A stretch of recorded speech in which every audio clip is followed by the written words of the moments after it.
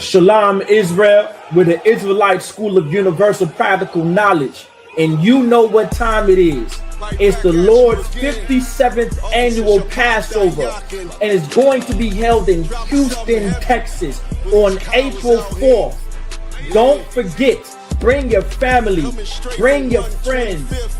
Because this is going to be the time that so-called blacks, Latinos, and Native Americans can come under one roof in one house and to serve the Lord. It's that time. $200 per person. Don't forget, over the age of 17. Don't forget the Lord's Passover. It's coming. Hey, listen, brothers and sisters, man. If you like what you hear, hit the subscribe button, man. Subscribe to this channel. And also, please, go to isupk.com and pay your tithe. Drop me some cash so we can move around this planet like we need to, man, and do the things we need to do. Everyone west. Everyone west. Everyone west.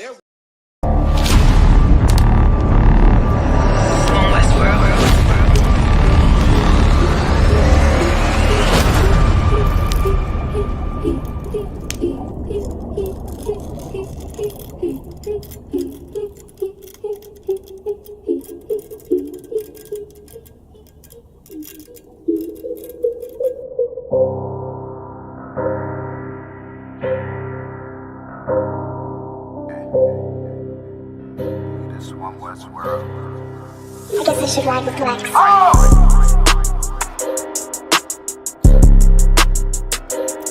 They talk about my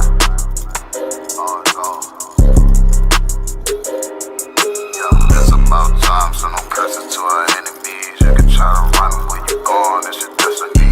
You gotta fall, never rise, that's the melody. What you get the dawn right, get another legacy. If you gotta do the shit, when I do it carefully. You can lose everything you own over jealousy. When I met her, I ain't never sweat her, I just let her breathe. See you down, keep my foot on you, that's not my pedigree. At your throat, I done took an oath, I pray I never leave. I'm a different guy, you're surprised, tucked in my sleeve. Boy, you fucking stupid, sold your seat for some bloody beef. True nation, cut the conversation, better keep it brief. It's about time, so no curses to our enemies. You can try to run where you going, it's your destiny. You gotta fall, never rise, that's the melody.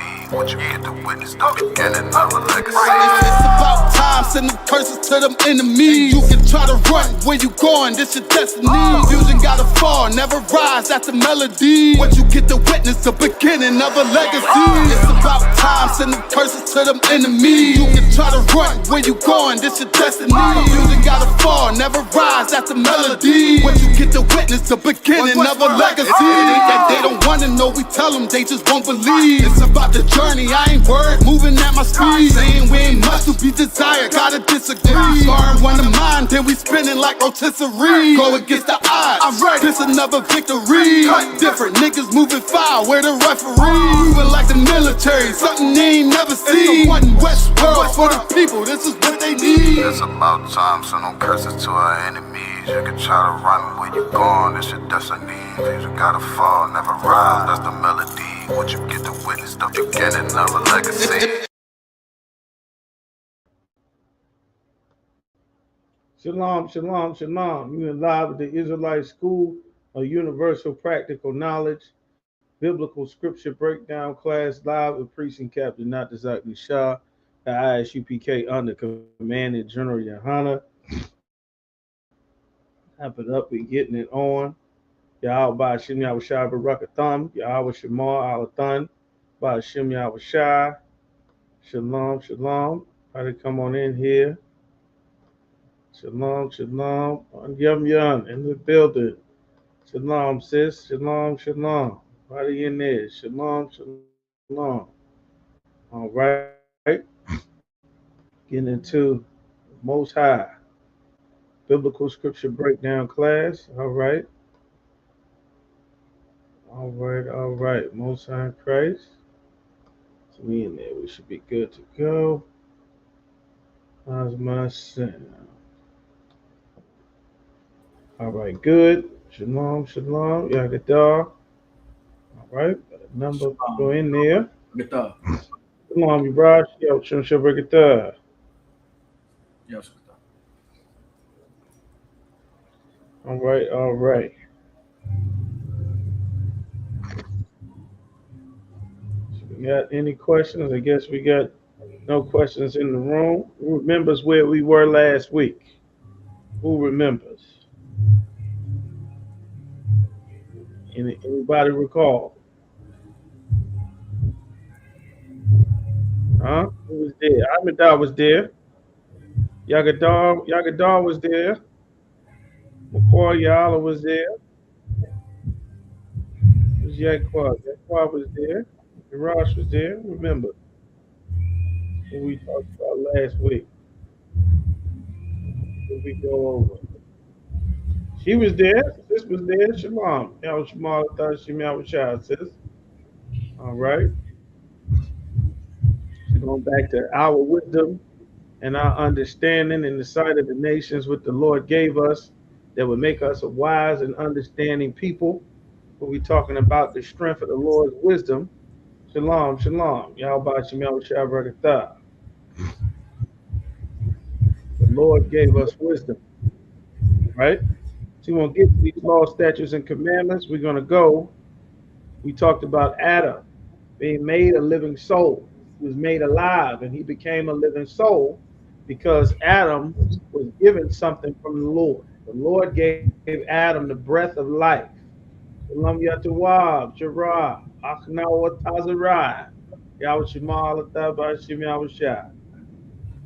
The Lord gave Adam the Thun al Adama, you understand? Ball, the breath, Ball Chaya, the breath of life. Most High gave Adam the breath of life, which of course is these laws, statutes, and commandments. All right. Shalom, shalom. Akhwaf Nawa. All right. And because of this, it made us. Give me Matthew chapter 5 and verse 13. We're going to start there. Matthew 5 and 13 and hold Deuteronomy chapter 7 and verse 6. Go ahead with Matthew 5 and 13. Matthew chapter 5 verse 13. Ye are the salt of the earth.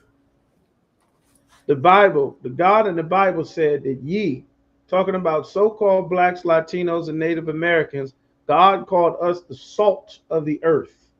We give the earth its flavor. Everything that makes the world great and wonderful and functional and proper and in order.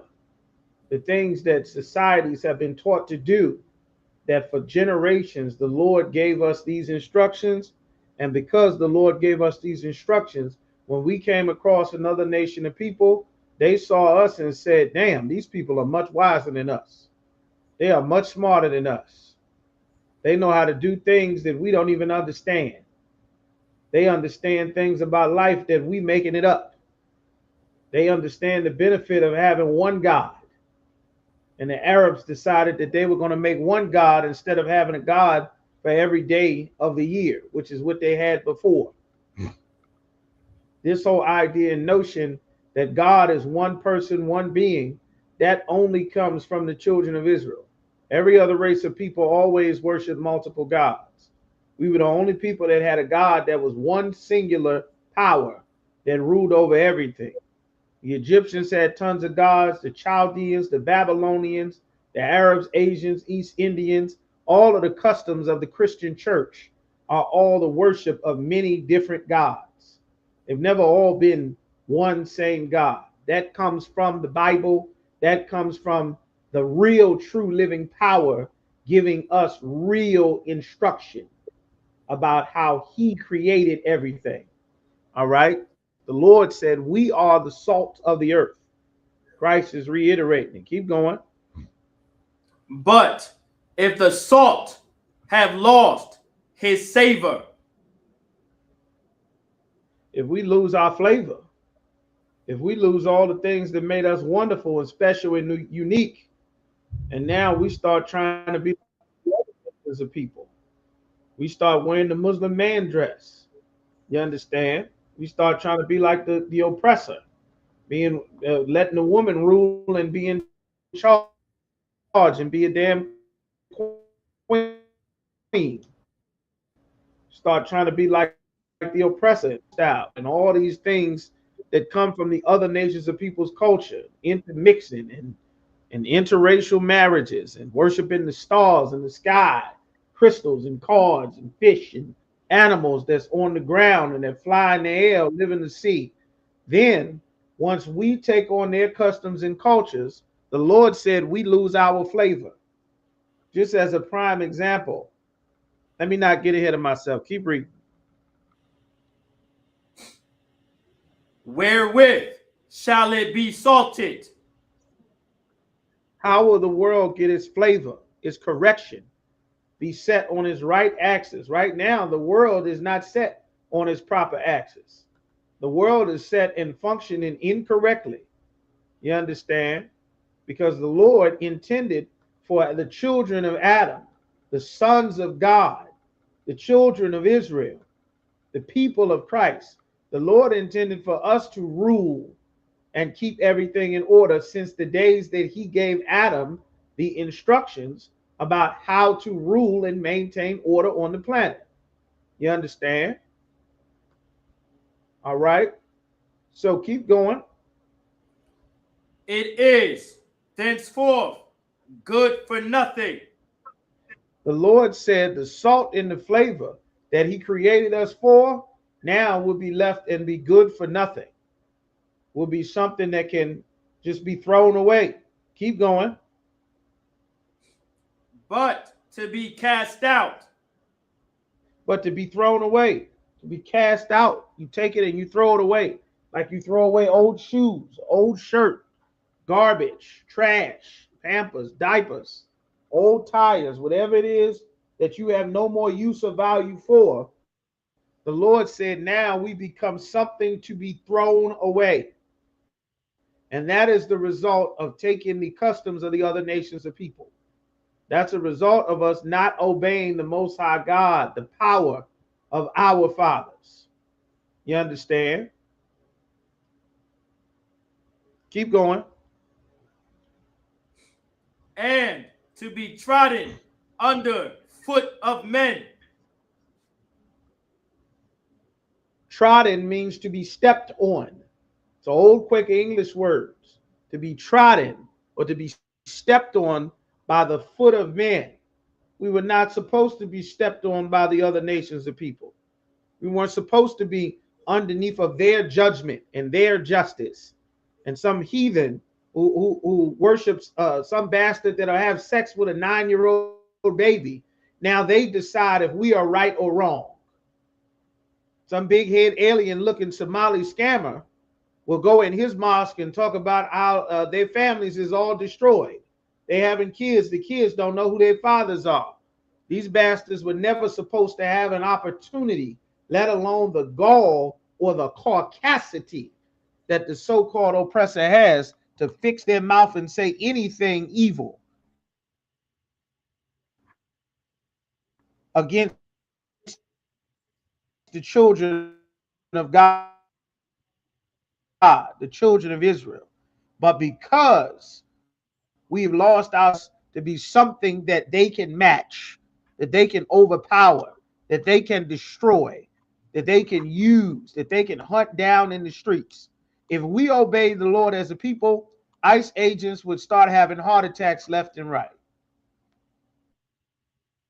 They'd be driving, they jump out the car to try to go and harass through, just like it did in ancient Egypt, just like it did on every people who came up against the children of Israel, because the Lord would be protecting us if we had not lost our flavor and started going to church, trying to get rid of all the curls and the afro and the ethnicity out of yourself. You go to church, you straighten your hair to look like a white woman. You understand? That started to take away. Not that it's a sin to have straight hair. It's not a sin. Some brothers and sisters do. Christianity, that is just a small example of draining the flavor and the salt and the soul out of our people. Give me Deuteronomy Deuteronomy chapter 7 and 6 that you hold it. We will show you in the scriptures. It's a very damaging thing to try to fit inside of another race of people's society. The Lord said to not do that. Shalom, brother. All right. Deuteronomy chapter 7. Whenever you're ready, kid, you got it. For thou art an holy people. The God in the Bible said, we are a holy people. The word holy means separate, means set apart, meaning we are a people that everyone, he's going to explain what holy means, because we've not been properly educated as to what it means to be holy. We've heard songs about the Bible in church. We've heard people say religious speeches and religious quotes about the Bible, but we've not actually been taught what's in the Bible. You understand? God said we are a holy people. A people is a race or a nation of people. Keep going. Unto the Most High, thy power. The Most High, thy power, have chosen thee to be a special people. Right. God said, we are a holy people unto the Most High, meaning we as a people belong to the God of the Bible. All races of people don't belong to the God of the Bible. The God of the Bible is not with all people. He's not available for all people. He doesn't love all people. He didn't give anything to all people. He's dealing with his children on a level like a good father, a good parent, a good father deals with his children. And we've not learned this lesson because we've been raised the opposite of what God said, of what Christ taught. That's why we are undoing that in the ISU. All right. So the Lord chose us to be a special people unto himself. Keep going. Above all people. God in the Bible said we are above all people that are upon where? The face of the earth.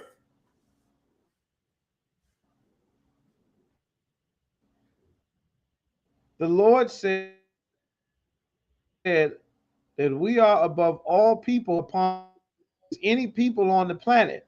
God, he made one people better than all the other ones. That's right. God put us on a pedestal, hold us to a very high regard that he does not hold the other nations of people. You understand? And this is very important to know. That's why we are the salt of the earth. When the Bible says he made one people above, when you think of all the things, take me to Jeremiah 10 and 16 real quick. When you think of the things that the Lord created, that we created as a people, all of our music, they take black music with pain and blues and soul and jazz. At one point, it was called the devil's music. The jazz was called the devil's music because white boys couldn't make jazz. At one point, the numbers was illegal. You got to be good and black and old enough to know what the numbers is. Who knows what the numbers is? See how black y'all are. The numbers was illegal. Who knows what the numbers is? Huh? What's the numbers, y'all? Come on, y'all. How black are y'all? Who black in here?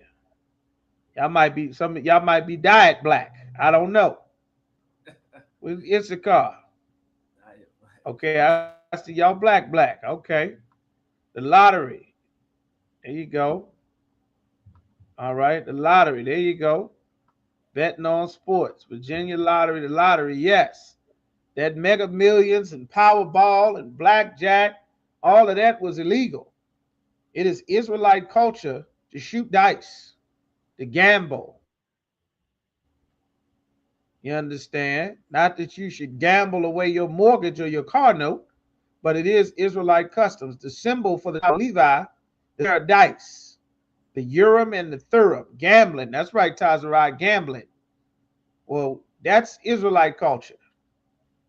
You understand? They cast lots to see who was going to replace Judas after he committed suicide after betraying Christ. They shot dice, you understand, to see who was going to win. Craps, CeeLo, bones, some places. Some places bones is dominoes, you understand? So, but that's Israelite custom and culture. And now they have a lottery. Church has a lottery. The city has a lottery. The state, Powerball, Mega Millions. Our music was done in such a way. Now the world sport our music, sorrow and suffering, about depression and poverty and struggle. And now those are the songs they want to sell to the entire world. Our music, our groups, our 4 and 5 man groups of brothers with big afros and bell bottoms and suits, spinning and sliding and hitting the notes. Our flavor, that's Israelite custom and flavor. Singing to a woman, singing to her, having a party. The blues, the jazz, rock and roll, hip hop, R&B. The Koreans take our soul music and try their version of it. They call it Korean pop, call it K-pop. You understand? And it's real big and popular. The white boy get a hold of our music and bands getting together, playing live instruments and guitars.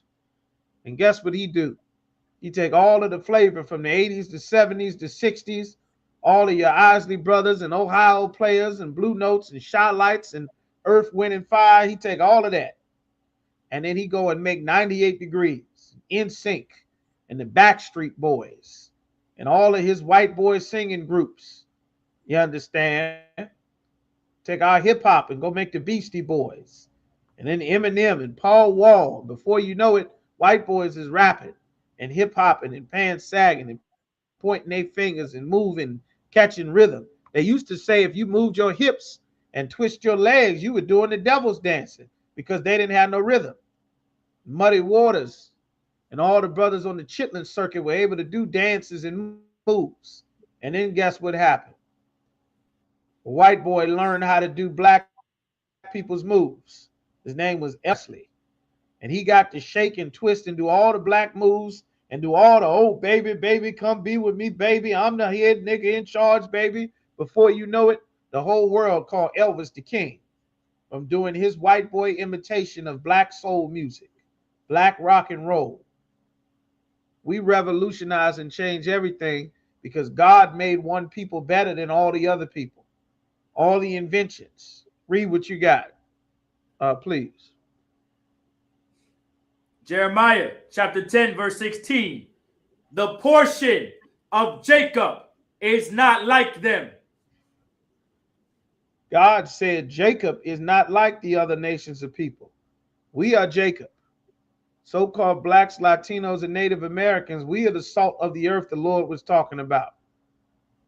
You understand? Before the Europeans came to America, they were eating half molded bread, half rotten cheese, all kind of unseasoned, unflavored beans and rye and barley and spelt. They were eating like a damn wild animal before they came to America, eating pig and whatever they could catch and kill.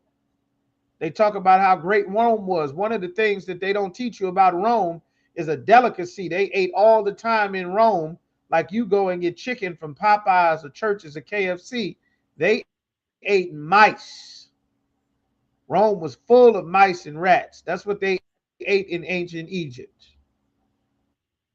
You understand? They were big on eating mice. Mice were everywhere. You understand? So keep going.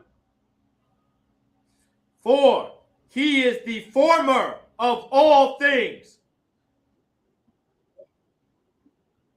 God in the Bible said that Jacob, the Israelites, so-called blacks, Latinos, and Native Americans, we are the former or the creator of all things. Everything good and wonderful comes from us.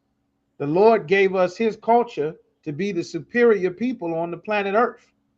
And the spirit that is inside of our people revolutionized everything. You don't believe me? Go and let Esau work his own fields to grow his food. And then once he stopped growing his own food, go and get Issachar and Zebulun and Asher and put Issachar in those fields. And you won't have food shortages anymore. You won't have a shortage of lettuce. Remember, like General Muhammad explains, in the Great Depression and all of those previous eras, before so-called mass immigration after the Civil Rights Bill, even though the Mexicans were already here and a good percentage of America already belongs to them that the white man stole, but they had food shortages. They had trouble running out of food all the time in America. Well, you haven't had food shortages in America since you've had Mexicans in the field growing your crops, your strawberries and tomatoes and pumpkins and apples, and farming your crops and filling up the produce section of your grocery store. You haven't had food shortages in generations. Why?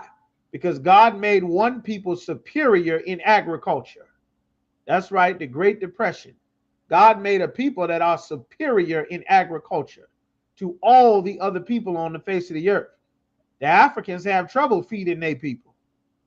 The only reason our people have trouble getting food is because the oppressor keeps his foot on our necks. You understand? That's why they had to come and burn our towns to the ground, because we prospered so well in his absence. So well that we built our own colleges or universities when the previous generations of our people weren't even allowed to read or write. You understand? The planet has changed. You remember how crime used to get solved? You used to have two witnesses. Somebody had to be there to see the purse get snatched, or to see the fight, to see the robbery. That's why crime was so rampant in the 20s and 30s, 40s, 50s, 60s. But there's a sister, you understand, Marie Van Brittan Brown. Her and her husband invented the closed circuit security camera. And now there's a closed circuit security camera all over the planet that completely revolutionized crime, legality, law enforcement. You can now police better in areas because there are cameras that can catch crime even if there's no person there. You can secure your homes and businesses better because of the threat of being seen and found out is so prevalent because there's cameras everywhere. So successful that the invention of brothers, Eugene Russell and Henry T. Sampson, that they created this thing right here called a cell phone that is in everybody's hand, everybody's pocket, everybody's purse. Even the kids got cell phones. Completely changed how communication happens. Before, you had to wait till you got in the house. You had to wait till you had to memorize somebody's phone number. You had to carry around a phone book. Who remembers carrying around a phone book? Getting a little book with your friends in there. You meet a sister, you say, hey, what you doing? Got a man, son, write your number down. This is my number right here. Call this number right here. Who remembers that? Remember carrying a phone book. Some of y'all may have never even seen a phone book before. They used to have a big book called the Yellow Pages and something called a payphone. Some of you may have never seen a payphone before. But a payphone was a place where you took a quarter. Many of you probably ain't seen a quarter in a long time either. But it started out as a dime or a nickel. And you would put a dime or a nickel into a big steel box hanging out the wall near a telephone pole, in a train station, in a bus station, and you would stand there with a metal cord and you would hold this thing up to your ear full of all kind of diseases, all kind of garbage, all kind of trash and filth and hair grease and flu virus, and you would hold that phone away from your ear if you were black. If you were white, you put it on your face. But if you were black or Latino, you held it about this close and you're talking to it like this here, and you turn your head so that it didn't touch your skin. Well, that's how you used to have to communicate. Otherwise, you had to wait till you got home. You had to call the office. Now, because of two brothers, you don't have to wait to talk to anybody. You don't need a phone book. That's right, Tazarai. I carried a phone book. I had many phone books. I had a little black one. I had one in the house. You lose your phone book, you don't know anybody's number. You know yours, probably your mom's, grandma's. If there were separate numbers, now you don't have to remember the phone. You used to have to learn how to tell time in school. You had to learn how to tell time with the clock, with the hands.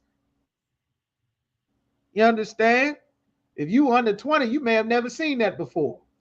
But you had to learn how to do that by the time you got ready to leave second grade.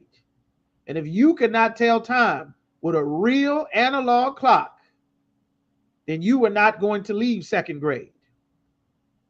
And you know what happened? 2 black men invented the cell phone, and now you don't have to tell time at all. The damn phone will tell you what time it is. You understand? You don't have to read the hands on the wall. You don't have to do that anymore. You don't have to, you understand, right? You used to have to write something down by hand and go and deliver it from person to person, person to person. And then some brother made the IBM computer, known as the laptop. You understand? And that brother made a laptop, and now everybody has a laptop. They give laptops at schools. That's how you communicate. Used to have to write everything by hand. Well, now the black man made a laptop. Teachers don't want to see your ugly handwriting no more. Whole world has completely changed because of these inventions. You understand? People used to get sick and die because they didn't know that they were supposed to wash their behind all the time. Wash your clothes, wash your sheets, clean your house. Don't let mold, don't eat something with mold on it. Don't let yellow hairs spring up out your body. It's not natural. Something's wrong. Don't sit there with somebody that's sick, coughing and bleeding all over you with pus and mucus. You got to separate them. Well, guess what? They didn't know that at first. Now you got medical quarantine, the Center for Disease Control, the World Health Organization, the National Institute of Health, the New England Journal of Medicine, Johns Hopkins Journal of Medicine. You got all of this now. St. Jude, all kind of stuff to help you medically. But there was you had to deliver a letter by hand. There was no email. 30 years ago, wasn't no email, sis. You had to physically write a letter with your hand. You understand? They had something even older called a typewriter. You probably never seen a typewriter before, Tazarai, but a typewriter was a big metal box. It was heavy as hell. And that typewriter had something, and the keys were very heavy. It looked just like a keyboard. And if you put a wrong punctuation, there was no way to go back. You had to start over. It had to be done perfect. That's how things were printed and typed up before. Now, you just hit backspace. Or you could press a button on your computer and you'll talk to the damn laptop and the laptop will type everything out and spell it for you. Why? Because God made one race of people better than all the other people. And that one race of people created something that completely changed life forever. You understand? You can communicate now. The sister made the call ID. Dr. Shirley Jackson, you used to have to guess. You would hear the phone ring and you would say, that's ringing like cousin so-and-so. That's probably Jimmy. No, I don't know. Might have to let it go to voicemail. I'm going to answer it anyway. Don't answer it, Grandma. Here we go. Hello? Hello? God damn it. It's Jimmy. Damn. It's Jimmy. Ma, I just need to hold about $150. You know, I'll get back to you when I get paid. Jimmy, no. Who all over there? Don't tell him I'm here. Don't tell him I'm here. I'm not here. Who all over there, Grandma? Deontay over there? Aunt Tammy? Aunt Lisa? Lisa there? Aunt Lisa there? Yeah, I'm here, Jimmy. Aunt Lisa, what's going on, Aunt Lisa? Jimmy, where's my $30, Jimmy? Oh, you know I got you, Auntie. You know I love you. I love you. All right, Jay. I don't want to hear that, damn it, Jimmy. My 30. You calling to get You calling to get some more money out of Mama, Jimmy? Every goddamn time, Jimmy, what are you doing? I'm getting it together, man. Just, you know, we family. We family. Damn, I told you not to answer. People leaving out the door. Deontay over there. Deontay, bam. You hear doors slamming. Damn it, Jimmy. Come on, baby. Mama got some money for you. Come on and give it to you. I told you, don't answer. All right. Come on. Damn. Now, it'll tell you who calling before the number pop up. You used to have to guess. Now you don't have to guess no more. You don't have to guess no more. Now you know who calling. You understand? Why? Because Dr. Shirley Jackson made the caller ID. There was no internet at a time. 30, 40, 50, 60 years ago, there was no internet. You used to have to physically go wherever you wanted to go. There was no GPS. A sister made the GPS. You didn't know where you were going. You had to talk to somebody who was already there. There wasn't no internet. You had to see who had been there before. You had to talk to truck drivers. The people who worked at the gas station had to know the whole city. The bus driver knew all the routes. The cab driver knew the entire city. Now the goddamn GPS, don't nobody know how to find nothing. Let the grid go down. Let Verizon have a damn outage. Let the T-Mobile tower get shorted for a little bit. People be walking in circles, you understand? Like a malfunctioning magnet. Don't know where to go. Everybody knew where everything was because you had to, because you had no choice. Because if you didn't, you were going to get lost. That's right. You had to print those maps. You had to talk to the hotel. Yes, Miss June. Yeah, you're going to go past the McDonald's. This is McDonald's, 2 miles. You're going to see an Exxon gas station. You're going to see you got to go 3 lights past the Exxon gas station. And then once you do that, you're going to see a very big, it's going to be a pool. It's going to be a public pool, 3 trees, an apartment building, apartment complex on your left. You're going to make a right and go straight down there past Farmer Elementary School. The hotel is at the end of that street on Howard Johnson Road, and you're going to see it. You had landmarks. You didn't know what the hell was there, let alone if the landmark moved. You ain't been there in 5, 10 years. You looking at the map. Damn, where's the McDonald's? Sir, can you tell me? I'm trying to find that. I do not know what it is. I am not sure. He ain't from America. He ain't from here. He don't know where nothing is in Richmond or Petersburg, Henrico. He don't know what street he on. He just left Bangladesh last week. Now he at the damn 7-Eleven. He can't get you directions.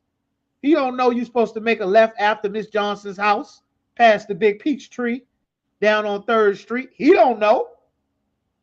Now, these brothers and sisters have completely changed the entire world. You can get a picture of something where people don't even go. They'll show you the damn ocean. They got a drone flying above your head. Every time I open the laptop, it say, hey, this is drone footage from over Greece. Would you like to see Greece? We nosy as hell. We took some pictures. You want to see Nigeria? There's some stuff over here in Nigeria. We got drones over there. Want to look at the picture? They changed the world with the GPS, with the fiber optic cables for internet, HDMI. You used to watch TV, you couldn't see anything. TV was so bad, it was in black and white, till a Latino brother, Luis Camarena, Isupk from Mexico, Jose Luis Gonzalez Camarena. He created the color. TV used to be black and white. The reason you have color because of a Mexican. Used to read why TV is color. You understand? When the Lord said he made one people better than all the other people that he created, because Christianity does not teach us what's in the Bible, and we don't actually learn that the entire Bible is about race and one nation of people, that stops us from understanding how life actually functions. We've been robbed so much as a people, you wouldn't believe all the things that we've done since the beginning of time that everyone has just picked up on our culture. You understand? Hey, shalom, sis. Y'all Shemala thought Shemala. That's right. We use landmarks as our direction. You understand? That clock in Richmond was my halfway point. That's right. You understand? And that's how we will now. The world doesn't have to operate that way. You can come from your country and have never been in Richmond or Norfolk, and you will have all the directions that you need. All you got to do is put in the address, and the sister that made the GPS, the sister that made the fiber optic cables, the sister that's the reason we got internet all across the world because of her cables that's in the ocean. It's Dr. Shirley Jackson, the brother that made the cell phone, the brothers that made the laptop. So when God says, I made one people above all the other people that I created on the face of the earth, that's literally what it's talking about in the Bible. You understand? All of that dancing when the beat go on, moving your shoulders and moving all that soul train and popping and locking and twirling and spinning, that's our culture that they try to export and make white boy and Korean and Chinese bands. All that soul music. The other nations of people, they don't treat their women like we deal with our women. They ain't making no songs singing to their women. That's our culture. Damn near the whole Songs of Solomon is him spitting game. I'm black and I'm beautiful. Oh, ye daughters of Zion, come talk to your boy. You understand? Look not upon me, because the sun have smiled upon me. Your boy black and beautiful. Come get your son. That's the Songs of Solomon. Kirk Franklin ain't singing that part. Donnie McClurkin ain't singing that part. You understand? The Lord made us special. All right. Yaquan, hold me Amos chapter 3 and verse 1. But that's what the Lord was saying. All right. The Lord made one people special above all the other people. And by us joining another people, that weakens us to the point where we don't shine the way we're supposed to. Like everybody is using and wearing our culture. Think about hip hop alone. Hip hop music is the fastest and biggest growing genre of music on the planet. The Chinese man rapping and trying to be 50 Cent and G Unit and looking hard in the camera, trying to look like Latino gang members. Why? Because we the salt of the earth. You understand? The whole world was trying to be a damn New Yorker at one point because of hip hop. It's like a jungle sometimes. Maybe wonder how I'm keeping going under. Everybody was trying to do that. Wearing the Timberlands and the backpacks. The whole world was trying to be us. Then the saggy pants, the do-rag, the basketball jerseys, the football jerseys. You understand? Before, you used to be a football player wearing football jerseys. If you was wearing a football jersey, you was going to the game. The white boy wasn't wearing football jerseys out on the street unless it was the time for the game. Brothers in the street get the hat, get the jersey, get the shoes to match, coordinating it with the pants. That's our people culture. Matching that's our flavor in culture. The other nations of people put 10 colors together. They don't give a damn what it looked like. You understand? Like God called us the salt of the earth, the flavor. You understand? That's not their culture. Most of what the world is selling is making, a lot of it is being sold to us. We the biggest consumers in America. America got the biggest consumer-based economy on the planet. And we the biggest consumers in the United States of America, spending trillions of dollars every single year. That means the world that's doing business with America, most of what they are creating, they selling to us. The other nations of people ain't buying nothing but guns and land and houses. Everything else we buy. But we wouldn't be buying any of it if we controlled all of it, because we obeyed the Lord and we stayed separate like he said. That would make us so wise. You understand? Read what you got, Yaquab. Come on. The book of Amos, chapter 3, verse 1. Hear this word that the Most High have spoken against you. The Lord saying, listen to this, what God is saying against you. Keep going. O children of Israel. This is only, O children of Israel. The Lord in the Bible is not talking to everybody in the world. He only talking to the children of Israel, so-called blacks, Latinos, and Native Americans. That's the children of Israel. Keep going. Against the whole family, which I brought up from the land of Egypt.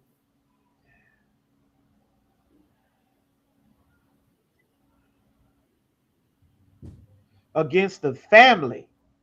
The Lord called us his family. We are one family of people. The only reason we've been separated for so long is because the oppressor put us in slavery. That's the only reason you grew up separate from Latinos if you didn't grow up with Latinos. You grew up separate from Benjamites, from so-called West Indians. If you didn't grow up with West Indians and Mexicans and Colombians and Venezuelans, it is because of the so-called white man. If you didn't grow up with Native Americans and Gadites and Reubenites, it is because the white man separated us. You understand? Keep going. Saying,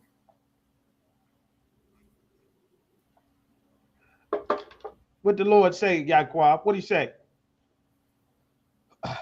Verse 2. You only have I known of all the families of the earth. This is how you hit that. You pause at the only. You only have I known of all the families of the earth. When you say all the families of the earth, you have the reader reiterate that again. Read it again. You only have I known of all. That's right. You the only family of the earth. You of all the families of the earth. What are the families of the earth that God is talking about? The Chinese, that is a family of the earth. The so-called Moabites, that is the Chinese and the majority of the Asians in the Bible. The Ammonites, the so-called Japanese, that is a family in the earth. You understand? The Elamites, Elam, the so-called East Indians from India, Bangladesh, Pakistan, they are a family of the earth. The Edomites, the so-called white man, the French, the Dutch, the Russian, the German, Ukrainian, Irish, the Scottish, the British, the American, all the white man in his many forms. They are the Edomites in the Bible, the nation of Edom. You understand? The Africans, so-called Hamites, of the families of the Africans, their most prominent families. You have Cush or Kawash. They are the so-called Ethiopians. You got Put or Pawat. You understand? You got South Africans. You got all of these other nations. These things here, they are families of the earth. And out of all the families of all the people that God created, only one is his family that he deals with as a people. Keep going. Therefore, I will punish you for all of your iniquities. It's a colossal. That's right. Only, solely, exclusively, without anything further indicating one of a kind. Nothing else. The Lord don't have any other type of people. He only deal with one people. That's right, brother. Keep going. Verse 3. Can two walk together?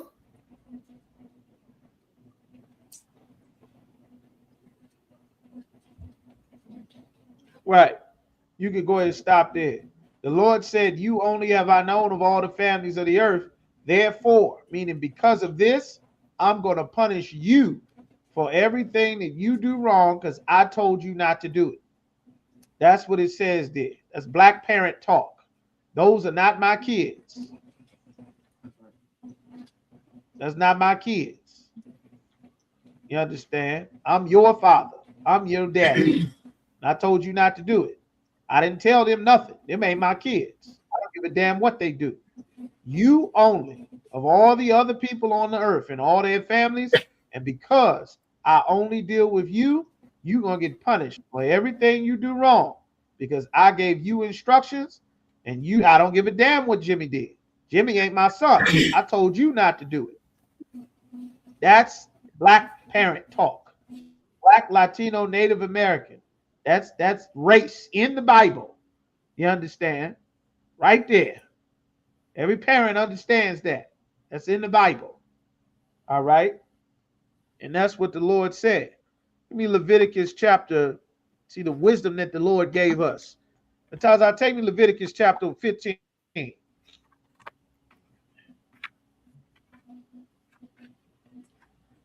Leviticus chapter 15.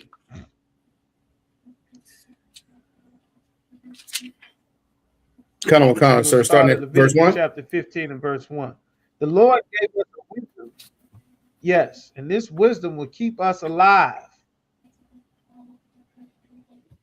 And because of this wisdom the Lord gave us, it kept a lot of other people alive too, because they were supposed to follow us. They were supposed to do what the Lord had instructed us, and we would be their light to give them instruction. And that's what we've been doing, but we've lost our savor as a people by joining them and taking their culture. So give me Leviticus chapter, you can start at 1 and 2. Sir, this is the book of Leviticus, chapter 1. Chapter 15, verse 1. And the Most High spake unto Moses 2. and to Aaron, saying, the Lord spoke to Moses and Aaron. The Lord did not speak to everybody. The Lord has never spoke to everybody. You think God is talking to you? You talking to your damn self. God is not talking to you. God talked to one man. And that one man got instructions to tell the men under him, and those men got instructions to repeat exactly what they were told to the people under them. You have never spoke to God directly. I have never spoke to God directly. The Lord deals with Commander General Yohana.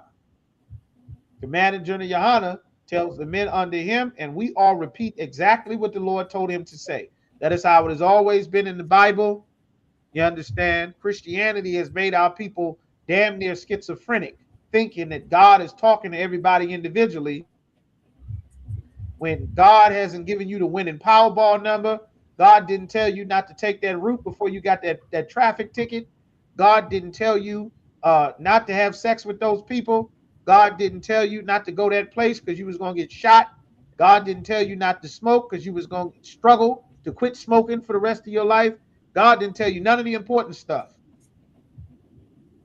God don't talk to you. It's a lie. They lied to you. You listening to what God's saying right now, because I'm repeating what God said in the Bible. That's how you know what God said. Shalom, brother. Keep going. Verse 2. Speak unto the children of Israel.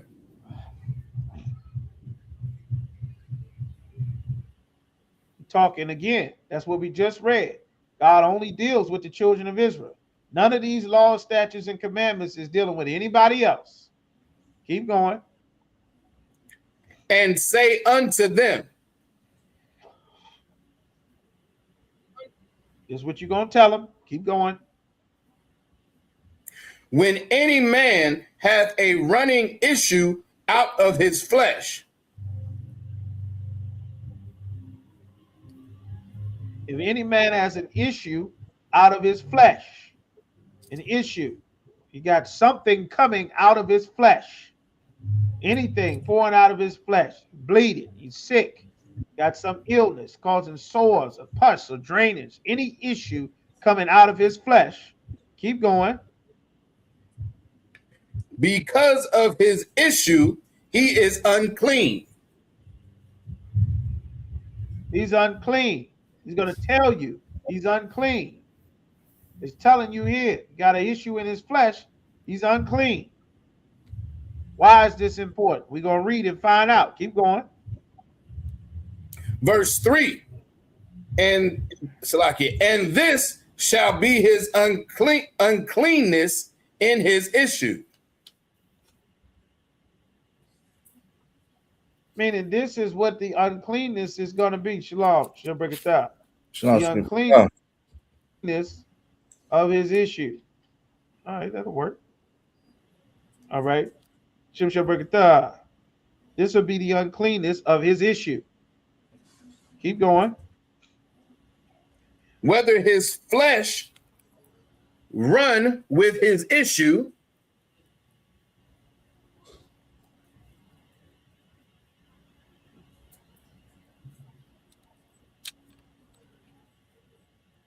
I think it's too much. Say it again. whether his flesh run with his issue,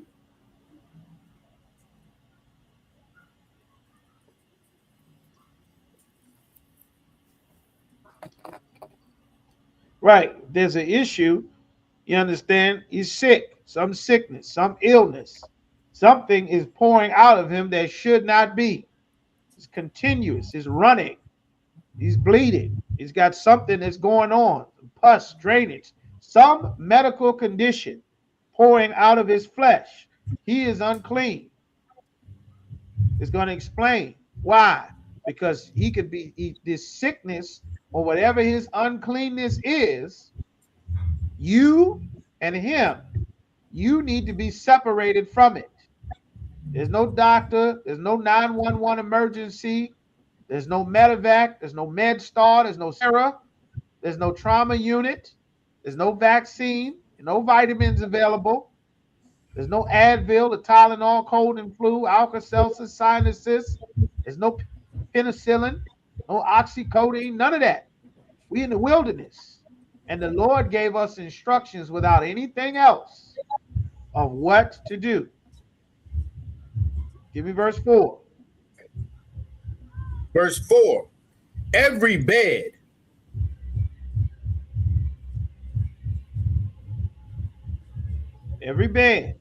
Meaning if he's sick on his bed, he got the flu, he got drainage coming out of his body or something, he got a wound that's bleeding, pus and festering, he's sick, he's ill, anything. Keep going. whereon he lieth that hath the issue, Anything he lie on, any bed, he's sick, he's bedridden, he's ill, whatever he touch, whatever he lies on. Keep going. is unclean. It's unclean. You need to know it's unclean because you might go in there and touch or lie on whatever it is he touched or lie on, and he's sick, he's ill, he bleeding, he got snot coming out of his nose, he's sick, pus or blood or some illness pouring out of his body, leaking out of his body. He is unclean. So that you don't run in there and jump on that bed or touch it or get in there and sit on it and you end up sick, and before you know it, the whole damn village dies. That's what happens in Africa. Somebody catch cholera, somebody in there bleeding from the mouth and having diarrhea, they sitting around on the floor trying to hug him, bleeding from the damn eyes, sneezing, diarrhea all over each other. Before you know it, half their damn tribe is dead. Why? Because the Lord only gave these rules to the children of Israel. And they haven't had contact with the children of Israel. So they still doing things that could get everybody killed because they have not been watching the children of God. And they are at a great deficit, just like everyone should be at a great deficit if they are not following the children of God. That's why Christ said, ye are the salt of the earth, the light of the world. We give the world the instructions. Now, if you get sick, they'll quarantine you. Even in the hospital, they got a special ward for ICU. If you're a baby, they got a special place to put you if you're a baby. It's called the nursery. If you're a little baby, and you're not a regulation size baby, something going on. They got a special place inside of the special place called the NICU, the intensive unit, where the premium and the sick babies go. You understand? They got all kind of wards. They got geriatrics. They got divisions and separations. Why? To divide up the uncleanness so that, keep reading, and everything whereon he sitteth keep going, shall be unclean. Shall be unclean. Whatever he sit on is going to be unclean. So everybody know, I don't sit there. Jimmy's sick as hell. He was in there throwing up earlier. Oh, I'm all right. No, you don't throw up and then come be next to us while you coughing and sneezing and got the throw up mouth, touching everything, spreading your throw up germs everywhere. Oh, I got diarrhea. You can't go be around other people. Before there's a journal of medicine or a hospital or a pediatrician or an emergency room, the Lord called it an uncleanness. So if you can't stop going to the toilet, you can't be around us. We need to know that you got some sickness, that if we come be around you, that the rest of us are going to get diarrhea. The rest of us are going to get the flu. The rest of us are going to get what you got. You have to be quarantined, separated, so that we don't all catch what you have until you get better. That's in the Bible. Imagine how this changes the world. If before a plague broke out, the bubonic plague, Black Death, COVID, and nobody knew to separate you. Damn. Yaquab over there coughing like hell. Damn. Shemagabar coughing like hell now. Oh, Yaquab just threw up. God damn it, Shemagabar threw up. Let me go over here and pat Shemagabar on the back. Shemagabar, you all right? Damn, you sneezing like it. Shit. And before you know it, everybody's sneezing. Everybody's sick. Everybody got the flu. The Lord gave us commandments so that that didn't happen. Without this, everybody stays huddled around the sick person, wondering what's wrong. And then everybody gets sick. And then nobody gets better. And before you know it, people start dying. And if you don't have any medicine to get better, depending on how bad the sickness is, guess what happens? It becomes a long sickness. And then it spreads to other places and other villages. And before you know it, you got a plague. This is how you stop a plague. One sick person at a time. This is in the Bible. Before a hospital, before a doctor, before any journal of medicine and science, the Lord gave us these commandments. You understand? Keep reading. Verse 5. And whosoever toucheth his bed shall wash his clothes. And if you touch his sick bed where he was sick, you have to do what? Wash his clothes. Wash your clothes. Yeah, that's Israelite customs, washing your clothes. The other nations of people, they don't believe in washing their clothes. You don't believe me? Go get around them Elamites, see if they washing their clothes. Right. Go get around them East Indians, see if they washing their clothes. Go get around Esau. Go to school with Esau, see if they washing their clothes. Are they going to wash their clothes every day? They ain't got but two outfits. 95% of the time you see them, they wearing one of their two outfits. They couldn't have washed it every day. We the people that buy 1,000 pair of socks and 1,000 pair of drawers and 1,000 shoes and 1,000 shirts and 1,000 wife beaters, different colors, different sizes, different everything. That's us. That's our custom. The rest of the world ain't filling up their closets with stuff until they come to America, until they get exposed to the culture that we have changed the world with. Then they start to, I gotta wash up. I shouldn't smell like the jungle because I come from the jungle. I gotta get soap and water. I should use a washcloth. Maybe I can't just dip my clothes in water. Maybe there's something I got to put on the clothes to get them clean. Before you know it, they selling detergent, they selling fragrances, they selling everything, all kind of stuff to get you clean and sanitized, because that is Israelite custom in the Bible. When the Christian church teaches us that we don't have to keep God's laws, again, it is such a disservice, because you don't even know what the laws are saying. You don't even know what they say. It said you're supposed to wash those clothes. Keep going.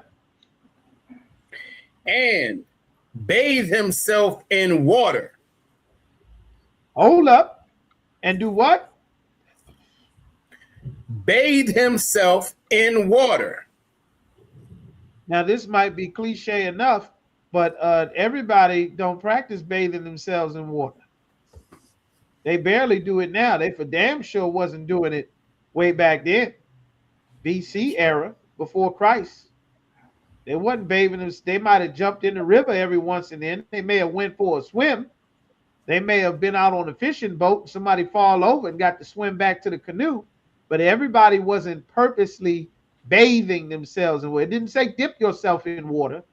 It didn't say go jump in the lake and swim around like the white boys in the horror movie. It said bathe yourself in water. Wash your tail. Get it clean. Not wet. Clean. Wash your clothes. It said wash your clothes. It didn't say wet your clothes up. It said wash them. That means clean them. And bathe yourself. Clean yourself. Keep going. And be unclean until the even.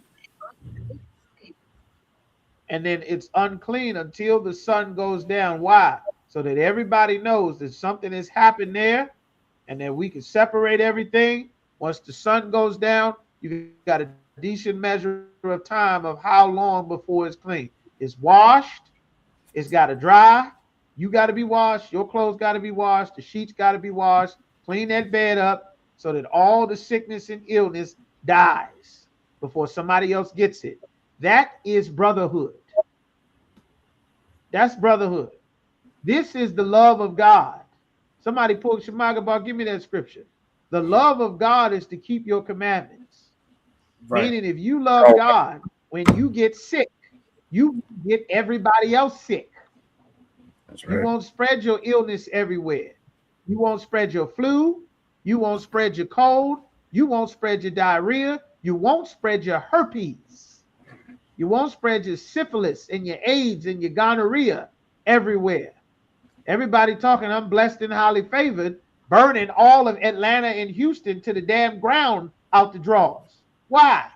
Because nobody knows the love of God. Jesus said the love is in my heart. We all do whatever the hell we want. But that's not how God set the world up. Think about if an illness broke out and that illness got contained in quarantine. Everybody else is sick. Well, we can't go over there. It's about 5 or 6 brothers and sisters sick.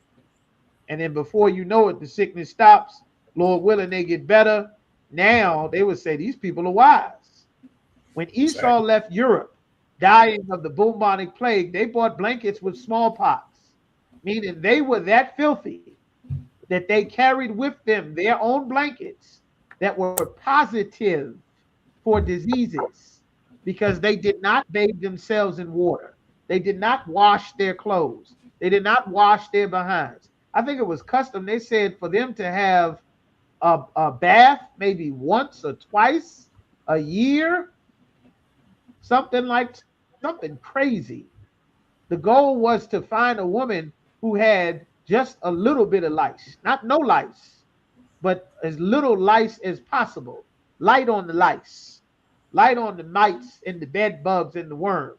That's how filthy they were. That's why when they came here, as soon as they interacted with the Native Americans, Gad started to die immediately. That's how filthy the so-called the oppressor was, the Europeans were. This was not their culture. This was our culture. And now the whole world is thinking, well, once society gets fixed right, we got to get showers. We got to get baths. We got to wash and bathe ourselves. Why? Because that's what the Israelites do.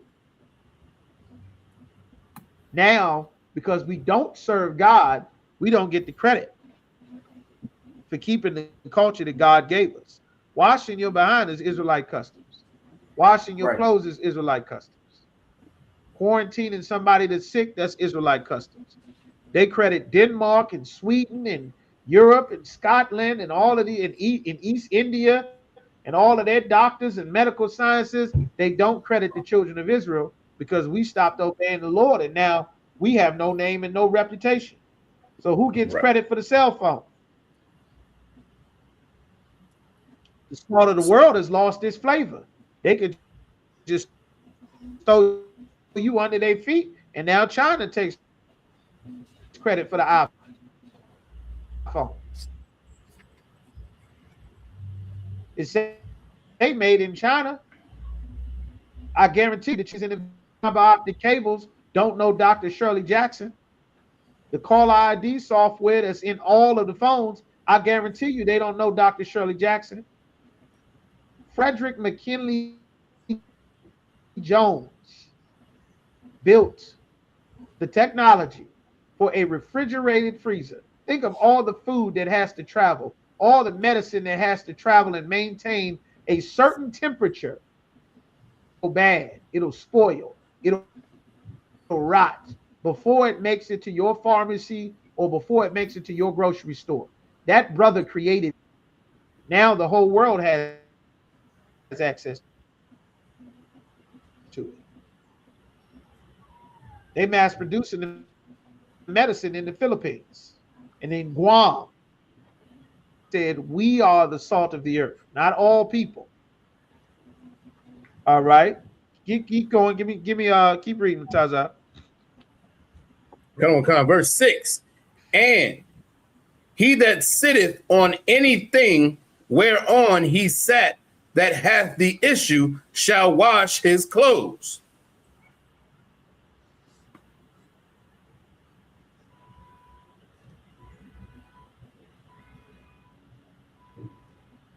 He that sits on anything, if you sit on anything that's sick, it's going to be unclean. Everybody going to know, don't touch that. Don't touch that. Watch out. Watch out. Don't touch that. Which name is it? It becomes that. Now they have entire branches. They got entire wings. Every city, every established town. They got hospitals, pharmacies, medicines, clinics, doctors. You understand? This was built into our culture. This would make us a what type of society?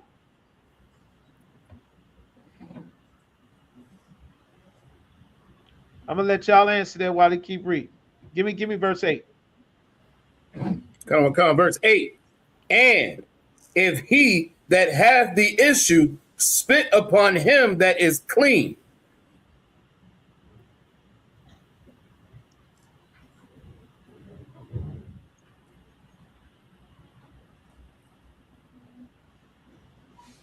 If he have an issue,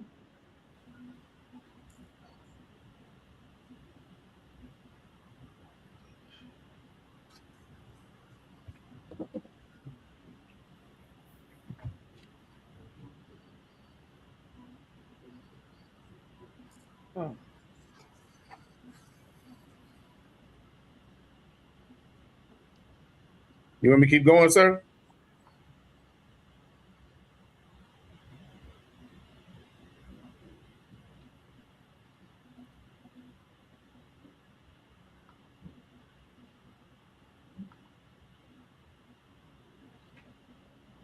right.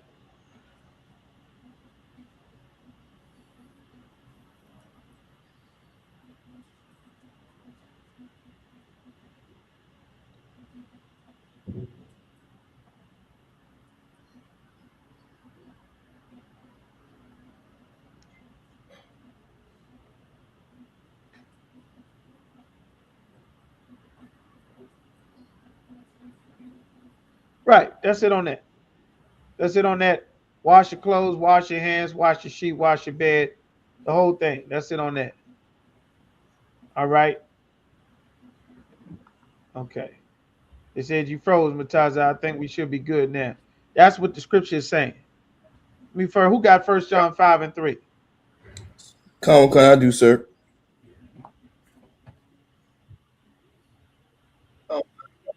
Go ahead. This is 1 John. Shalom, 5. brother. Jim Shabbat.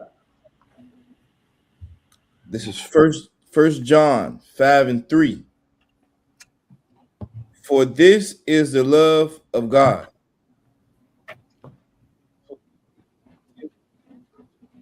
This is what love is. God said, this is the love of God. This is what it means. This is how you define it. God's love is not a feeling. It's not just how you feel. This is the love of God. Keep going. That we keep his commandments. Right. That you keep in his commandments is the love of God. Drop that. Take me to Deuteronomy chapter 11 and verse 1. Come on. This is the book of Deuteronomy, Just chapter so that 11. you know, this is a precept that tells you what love is. It's in the New Testament. It's also in the Old Testament. If you didn't know where it was, here it is. Deuteronomy 11 and 1. This is your precept. Go ahead. Come. This is Deuteronomy, chapter 11, verse 1. Write this down. Therefore, thou shalt love the Most High power. The Most High, thy power. So you are supposed to love the Most High, thy power. Thy G-O-D, we translate to power. Think of how much power this gives us as a nation of people if we know how to stop disease from spreading. Think of how much power that gives you. Think of the countries that don't have good hygiene and how much sickness and disease spreads amongst their children, amongst their babies, how filthy without cleanliness and disease and illness spreads, all kind of bloodborne illnesses and pathogens, entire regions of the planet that are known to carry dengue fever, that are known to carry jaundice. Before you go to certain parts of Africa, you have to take shots for weeks before you can go to Africa. All your safari trips to Ghana and Kenya and Nairobi and Uganda, you can't just leave America and go there. You get bitten by one mosquito, you'll be dead in a couple days. Somebody sneeze on you, you'll be in the emergency room. Often, just like the scripture said, you'll be in quarantine. You understand? Why?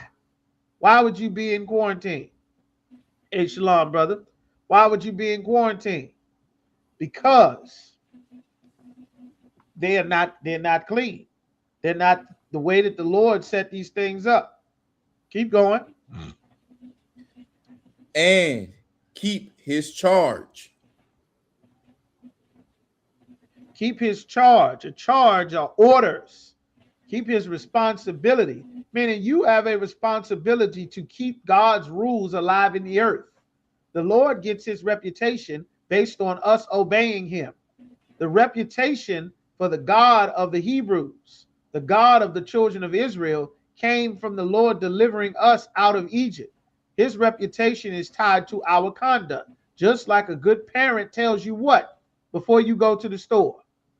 What is your parent going to tell you before you go to the store? What are they going to say? Before you go somewhere, before we get in here, before we get to my friend's house, what is your mama, what is your parents going to tell you? What are they going to say? We give some of y'all a chance to answer. What they going to say? She going to say? She going to say, your mama going to say, have fun, have a good time? Where all the mamas at? What they going to say? What's the word, Mom? You understand? What's the word? Is the pep talk going to be? I just want you to have fun. Just do as much as you would like. I just want everybody to have fun and enjoy yourselves and be free and express yourself however you feel because mama love you. What they going to say? That's right. Don't you get in here and act a fool. You understand? That's right. Act like you got some sense. That's right, DeVar. Act like you got some sense. Come on, mamas. Don't touch nothing, and you better act like you got some sense. Don't show off in here. You show off, I'ma show off. You understand? Don't be asking for food. You ate before you got here. Don't act like you ain't never had nothing before. Don't touch nothing. Don't ask for nothing. You cannot stay. You're not staying. Don't ask me. You understand? You better act like you got some home training. Don't you embarrass me in here. You embarrass me, I'm embarrass you. You're not starving. You already ate. You cannot stay. You are not spending the night. Do not ask me. That's how it goes. That's how it goes. That's the talk. You understand? Well, this is what the Lord is saying throughout the Bible. He's just repeating it over and over again throughout the Bible. Hold on, I lost my place. Hold on, Shemaiah Bar. Said to keep his charge. Meaning it's your responsibility to keep this. Keep reading. And his statutes.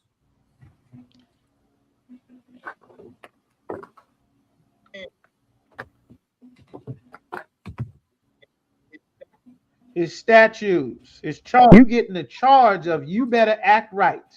That's the charge. You getting the charge in there. He giving you his charge to uphold what I taught you before you get in here amongst these people. And his statutes, the rules about how things are supposed to go. These laws. You got laws amongst yourself. You're not supposed to be a lawless people. Just robbing and stealing and doing whatever. That's not how you're supposed to be. You only have I known of all the families of the earth. Therefore, I will punish you. I'm not beating everybody's kids. You going to get the punishment because I only deal with you. You are my family of all the people on the earth. This is what the Lord is saying. Keep going. And his judgments. The judgments are the punishments for breaking the law. You should not be in a land where there is no established judgment for your behavior. Everybody should not be free to do whatever they want, live however they want, say whatever they want, wear whatever they want. We went over last week. A man is not supposed to dress himself in a way that make you think this is a woman. A woman is not allowed to dress herself in such a way to make you or her think that she is a man. You understand? You aren't allowed to have sex with somebody's daughter and throw her away. You aren't allowed to trick and hustle and scam your way up to goods for multiple men, having sex with them, pretending like you know that the father trying to give you away as a pure, righteous daughter, and you done already been with another man. We're not supposed to have sneaky linking and sneaking around and all of this here. That's how the land gets destroyed and the Lord's reputation gets destroyed and our reputation as a people get destroyed. It's an evil thing that we are supposed to carry, whether we're in Mexico, in Brazil, in Jamaica, in America, in Canada, in the UK, wherever we go. These laws and rules and our customs that come from the God of our fathers are supposed to go with us. And that will put us in a certain standing in that land, and that will keep the Lord's protection on us. Because everywhere we go, another nation of people has always been trying to overtake us. That's why King David had 40 years of war. They wouldn't leaving us alone. They saw the Lord took care of us better than they could take care of themselves. And then they wanted to come and take us and take our stuff. Same thing happened in America. Rosewood, Florida, Tulsa, Oklahoma, Philadelphia, the town that's under Lake Lanier right now in Alabama, the Devil's Punch Bowl in Mississippi, everywhere we go. Lincoln, Nebraska, 1919, the Bloody Red Summer, everywhere we go and set up, they get jealous and want to come and steal from us. That's why we must obey the Lord. You understand? Keep going. Come. And his commandments.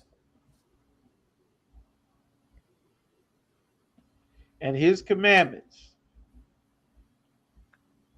Wait, there's more on there. Finish that. Always. Always. Always. Always. That's in there. Always. We always supposed to do that. All right. That's what the Lord said. We got a question in there. I was in Matazah Kara. Says, Salaki, can I get a breakdown on Joel chapter 1 and 4? Is it a metaphor for destruction? All right.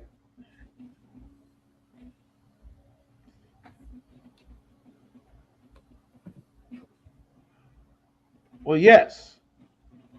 I mean, it is a metaphor for destruction. Go ahead and read Joel 1 and chapter 3. Like it's a 1 and verse 3. Hold on 1 second.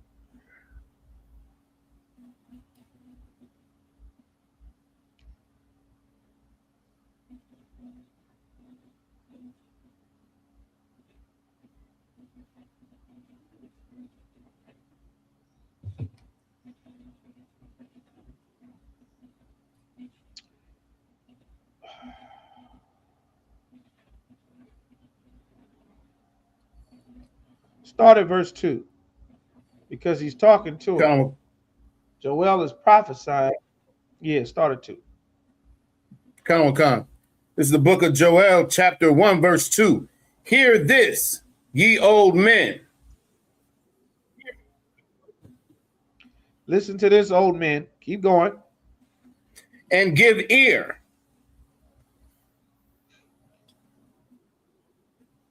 Give your ear. Pay attention. All ye inhabitants of the land. Come on. Everybody that lives here. You live on the land. Keep going. Hath this been in your days?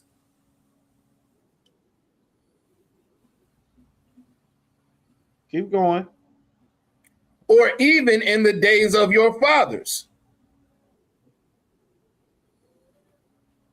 This is a question. Has this happened while you've been alive, or has this happened in the time of your forefathers? He's asking a question. Keep going. Verse 3. Tell ye your children of it. Tell this to your children. Precept. Deuteronomy 32 and 7. Consider the years of many generations. Ask thy fathers, and they shall tell thee. A big problem with what we were having as a people is the older generation stopped teaching about their life. They stopped teaching about the generations before. That's how everybody started to fall in love with the oppressor. They didn't tell them about dogs getting sick on them and being called the N-word and chased out of town, and German shepherds, and not being able to eat certain places and having to come through the back door and having to hide. They didn't want to tell you about life being black, being Mexican. They want to tell you about the fun part. All the parts where you get to go to the baseball game together, not the part where we lost Negro leagues. When now there's one team that's worth billions of dollars, and some rich white owner gets $1 billion, when it used to be 5 teams in a city or 5 teams in a state. And instead of having one rich white man split $1 billion and bust down $600-700 million or $300-400 million between the 20 players on his team and the coaching staff, it would be 5 or 6 teams in one state. You'd have Cleveland, you'd have Cincinnati, you have Akron, you understand? You'd have multiple cities that have a state. You'd have a team in Norfolk, a team in Richmond, you understand? You'd have a team in Franklin, have a damn team up in Woodbridge, a team in Arlington.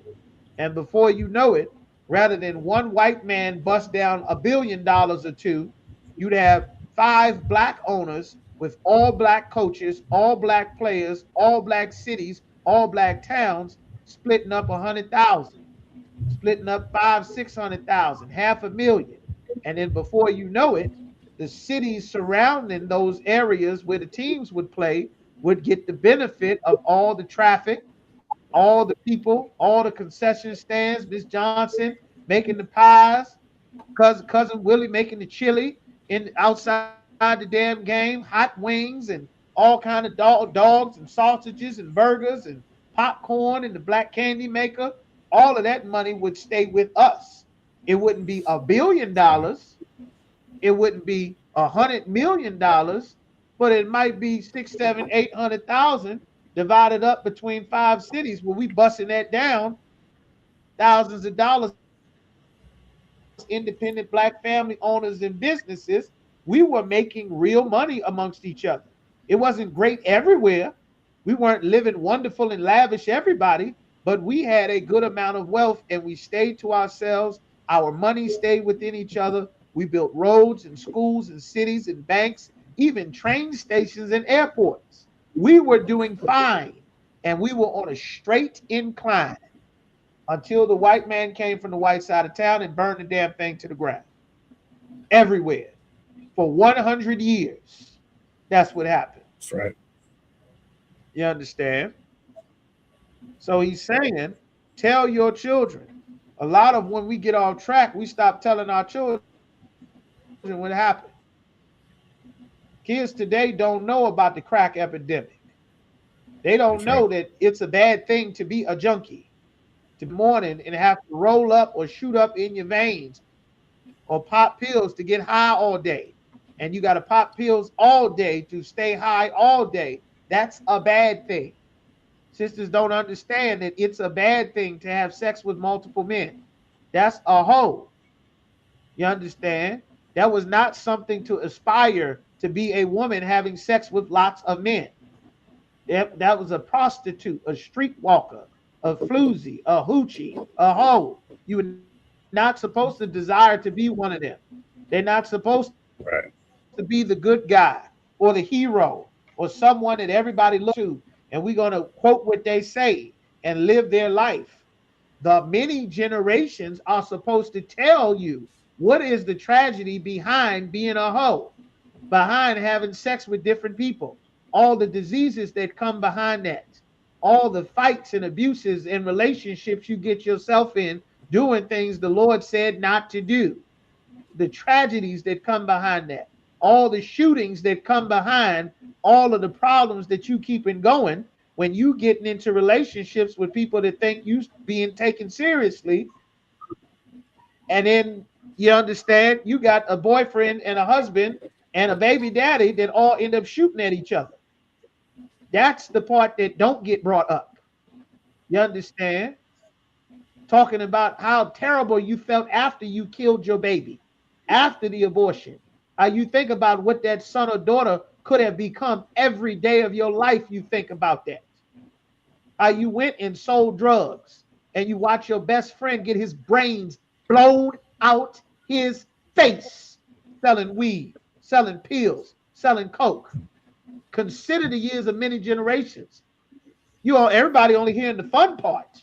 They ain't hearing the part about how most of the people you grew up with died in the streets trying to be goddamn Tony Montana, or the 10 years you spent behind that wall when the judge say you're not going home, when there is no bail, when you get a new cellmate, when you got to sit in the pod. You understand? When you got to wait for your court date, when your parole get denied, when your mama can't afford the bail money, she's trying to convince the judge to let you go. You understand? You ain't mentioning the many years of many generations.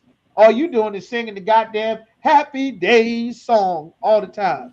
The Lord didn't say that. Tell them about them dogs getting sick on you. All the bumps and bruises and broken ribs from the white man's fire department spraying the hose on you. The police pulling you over, beating you up and throwing you in a rival neighborhood. Throwing brothers off the precinct roof. Before you go think that the blue wall of silence is going to protect you being black or brown, trying to do the right thing to change the system from within. Tell them about you trying to change the system from inside the military, where they put all the black soldiers on the front line to die first, where they let the white boys go home and get the medal and you don't get the rewards and you on the field keeping everybody alive. Tell them the real story. Stop saluting the damn flag and singing along and God bless America. Tell the truth. The problem is, don't nobody want to tell the goddamn truth. That's why the Lord have to keep saying, you old men, tell your children. Tell them what the hell has been going on. Tell them why we in this situation. Tell them how everybody decided it was better to stop fighting and go join the white man. Why he took everybody's house. Why he stole everybody's money. Why they put the woman in charge of the family, then took the economy that fed the black-owned businesses. And now she raising kids by herself. And they growing up and becoming the gang members shooting up the whole city. Why everybody moved out the neighborhood that lived someplace you could afford. All the fruit trees died once we integrated because the white man poisoned them. So you have to tell them about the many years of many generations, old men. They don't want to do that. They don't want to talk about that. The Christian church say if you don't have nothing nice to say, don't say nothing at all. But the Lord said you better tell the goddamn truth so you can save somebody's life. Everybody lying to blacks and Latinos. They lied and said you're going to get citizenship if you go join the military. All the deported veterans in Jamaica, in Haiti, in Mexico, in El Salvador, in a military uniform right now. Talk about the many generations, ye old men. This is what the Lord is saying, man. Keep reading.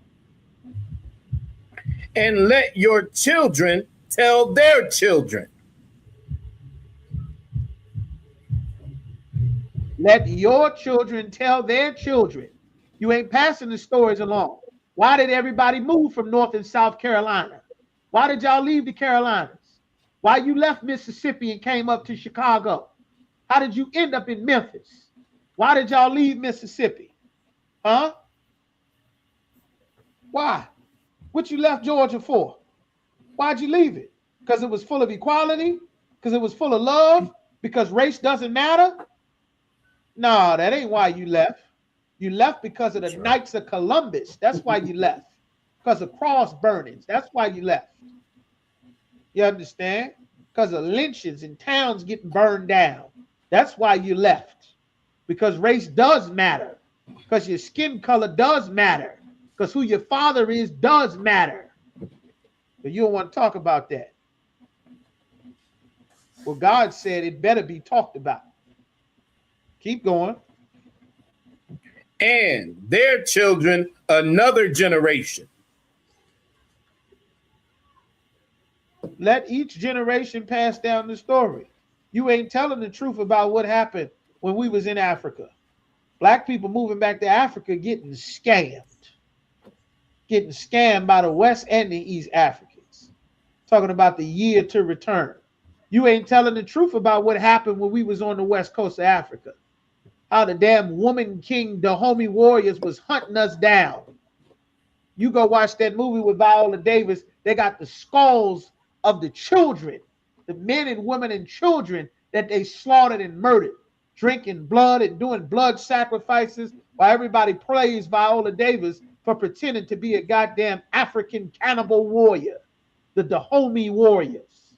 You understand? That was selling us to the white man, to the Portuguese, to Spain, to Britain, to England, to Scotland, to the Dutch. It was selling us. And now, because you don't get told the years of many generations, you pretending to be the Africans that sold your mother and father into slavery on the big screen. And the Africans looking at you like you a damn fool. Because they ain't told you the truth. How you made up that identity. That Moorish, I'm a Moorish scientist, that garbage and the sovereign citizens, that garbage showed up in the 90s. That showed up in the 90s. Commander General Yohana explained that setup, and then black people try to go and create a new identity for themselves based on being copper colored and copper colored Indians. And I'm a copper color this because my skin is brown. All this nonsense trying to make up an identity when the Lord sent the prophets of God in the UPK since the 60s to tell you exactly who you are. But you wanted to go join Islam. And now all the brothers in Islam, you're in jail. Mosque number 7 flooded heroin all throughout of Philly. Mosque everywhere. Drugs right next door. You voted. Now you get to vote. So you get on the Senate floor and they call you the N-word. They call you ghetto. They use cold words to talk about you. The bad side of town, the alternative community, the urban community, the super predator. They got every other proverb and byword other than calling you the N-word, and you wearing a suit and tie and they see thinking you changing life for your people. Every city, war zone. Chicago, Norfolk, Portsmouth, Richmond, DC, Baltimore, Philly, New Orleans, every city. Detroit, Memphis, Nashville, everywhere we are, voting like hell. Black police, black commissioner, change the system from within. Talk about how it worked. How you didn't need to change the system from within because there was fathers that ran the whole damn community. And everybody was in the house at a certain time, and nobody got missing, nobody got strung out, nobody ended up in prison, nobody got pregnant and left. All of that garbage stopped at the door. Talk about the many years of many generations. You didn't want to talk about that. You started going to church, you shaved your beard, got rid of your hair, and you let Big Mama run the house. And then the whole damn house fell apart. God said, you better teach the years of many generations. That's what's in the Bible. The Lord loved history. You understand? History is important. That's why the white man banning books right now. Keep going. Give me 4. Verse 4. That which the palmer worm hath left, hath the locust eaten. Whatever the worms have left, a much bigger, more terrible plague have eaten the rest of it up. Everything is gone. A worm is a small creature. Worms will eat, chew up your wood, chew up everything else. The locust will eat your crops, your corn, your cotton, anything growing. The locust gonna come and tear it apart. That means everything is gone. Keep going. And that which the locust hath left, hath the cankerworm eaten. The cankerworm, whatever the locust didn't destroy, a worm that didn't eat it up, a different worm have left all kind of poison in it. Now it'll make you sick if you eat it. You heard of canker sores? Something eating inside of you, eating up your organs, eating up your healthy tissue. Well, on top of the worm that's eating up your trees so that they don't grow, then you got another locust that's killing your crops. And then whatever the worm that eats your trees doesn't destroy, there's another worm inside of it making you sick, making it poisonous. Keep going. And that which the cankerworm hath left, hath the caterpillar eaten.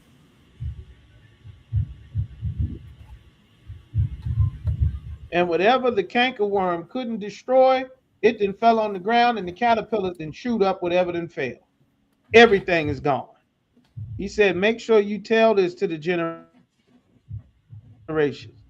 Tell them, because it wasn't like this before. This ain't how it was to be full of fruit trees. And now there are no more fruit trees. There was a garden in the front and the back, and now ain't no more gardening no more. We eating out of bags. We don't know where it comes from. The oppressor might cut us off any day. You understand? Like the Lord is furious. That's why he sent Joel. Joel was sent to deliver something heavy. Once you get to Joel, the 2nd chapter, he started talking about slavery. He started talking about World War III, the oppressor going in chains. The Lord sent Joel to deliver brimstone.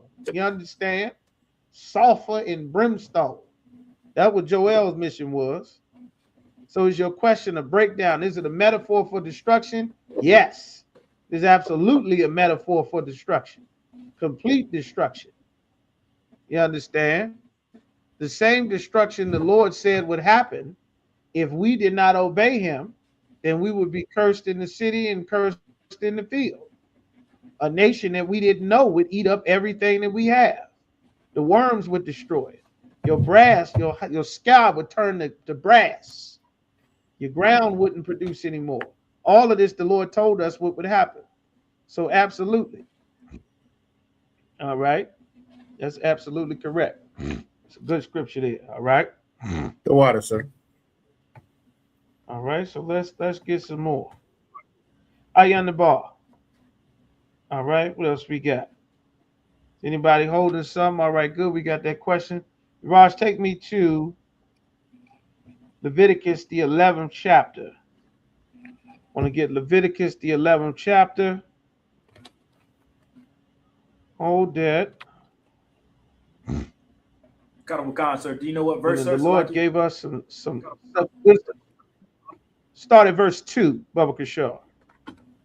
Karawakan, sir. Leviticus chapter 11, verse 2. Right. Speak unto the children of Israel, saying, these are the beasts Right. which ye shall eat. This is what you tell the children. That's right. God, these are the beasts that you are going to eat. God tells us what animals we can and cannot eat. God says what animals you can and cannot eat. Everybody else in the world eats whatever the hell they want. They bust it upside the head. Sometimes they cook it. Sometimes they just bite the hell out of it. The Moabites don't even wait for it to be done. They just bite the hell out of it. Octopus bite them back. They don't give a damn. Right. I've seen a broad swallow a goldfish. Oh, pale-faced ghost Moabite with the smashed up eyes. You understand? The Lord said, don't be like them. They are not wise. You understand? This is what the Lord said.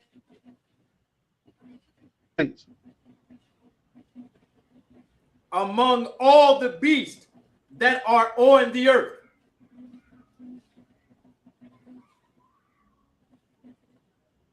All the beasts on the earth. The Lord tell us all the beasts that's on the earth. All right, skip me down to verse 5. Verse 5. And the coney, because he cheweth the cud. Salaki, can you hear me? I can hear you now, sir. Salaki, Karawaka. The coney. Okay, Most High in Christ, no sweat. The coney is a rabbit that lives by the sea. You might not be familiar with a coney, but skip to verse 6. 6 is something you be familiar with. The Lord tell us what we can and can't eat. Hold Leviticus, the 23rd chapter, Officer Yaquab, for me. Leviticus chapter Shemaiah 11, Bar, hold verse me 6. Matthew chapter 19 and verse 17. Keep going, Urash. Give me 6. And the hare.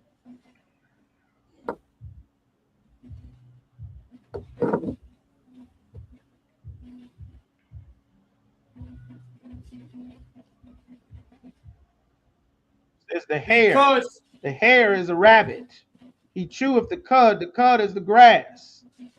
Chews up grass. Keep going. Because he cheweth the cud.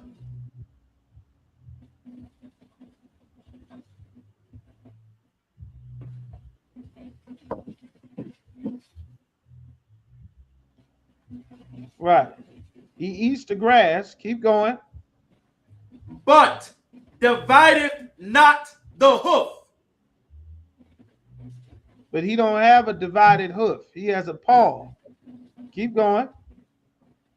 He is unclean unto you. He's unclean. You cannot eat a rabbit. You can't eat a rabbit. Peter Cottontail, you can't eat him. You can't grow rabbits for food, for meat. You cannot follow the other nations of people and eat a rabbit. God forbid us from doing that. It doesn't matter if you can grow a special rabbit. Doesn't matter if you can grow a rabbit with more meat.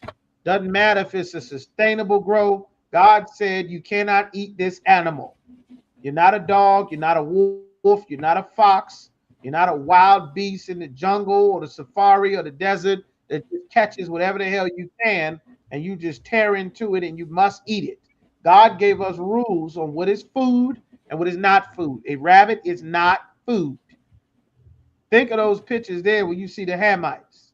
You see the dusty Hamites in the jungle looking like they're full of hepatitis and all manner of bloodborne illnesses, and they chewing on monkey face, and they got a head in a pot, and you looking at teeth sitting in the damn pot and a paw sticking up out the water, and they looking sick as can be with all kind of cuts and scrapes and discoloration and disfigurements. God said we're not supposed to be like that. You don't just pick something up and just shove it in your damn face. You understand? We are the people that they look to get the example of what to eat and what not to eat. We aren't supposed to take their example of what to eat. That's why the Lord put it in the Bible. This is God's love telling us what we can and cannot eat. Give me verse 7. Verse 7. And the swine.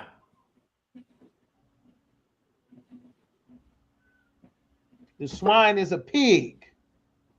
Pig. Whole.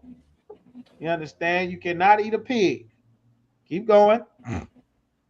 Though he divide the hoof.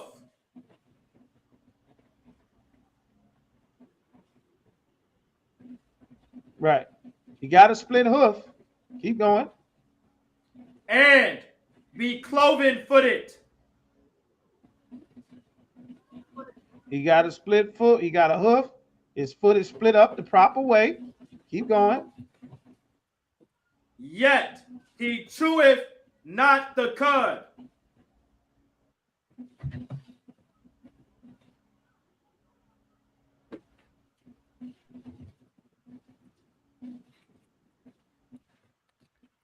He doesn't chew the cud. He's unclean unto you.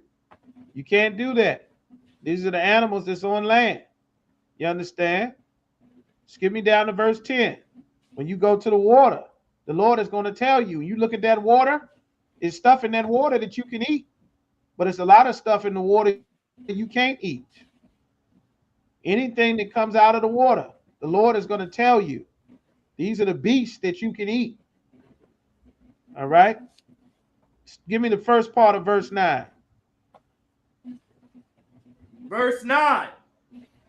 These shall ye eat of all that are in the waters.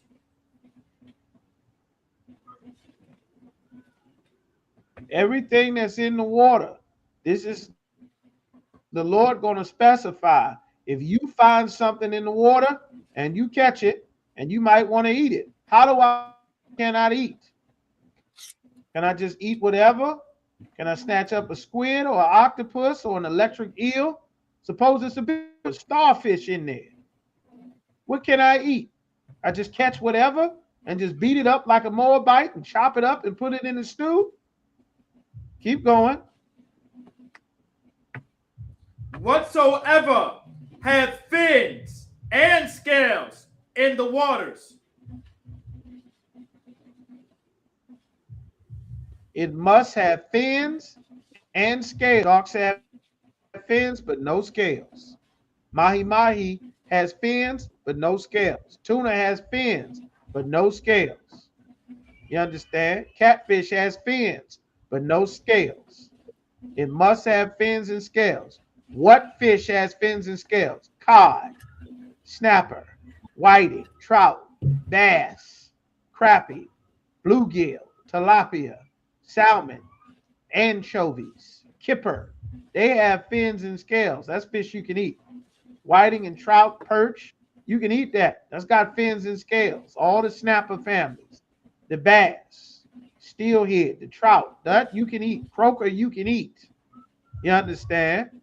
But you can't eat everything that comes out of the water because you are a special people to God. And God is not going to let you just shovel anything that you snatch up underneath of a damn rock like a Moabite, like an Elamite. You have rules. You are special. They are not. You understand? That's right. So that's what the Lord says. You can't eat shrimp. Doesn't have fins and scales, but it lives in the water. You can't have clams and scallops. crabs, mussels, and crawfish. You can't eat them. They live in the water, but they don't have fins and scales. A sea urchin, a starfish, an octopus, a turtle. You cannot eat them. They don't have fins and scales. The Lord does not allow you to eat them. You understand? All right. He tells you what birds you can eat. You can't eat a duck. You can't eat a swan. You can't eat a goose. You can't eat a bat. Why do they have to tell you you can't eat a bat? Because they eat bats in China. And guess what happens when you eat a bat in China? You know what happens? COVID. That's what happens. COVID-19 happens to the whole goddamn world because the Chinese eat bats. Just imagine, how could we avoid a disease that is spread by people eating bats? Maybe if there was some rules about what you could or could not eat, so many millions of people across the planet would not have Yaiqua. Shemagabar, what rules could we learn about food? Because we just catch and eat whatever the hell is not fat.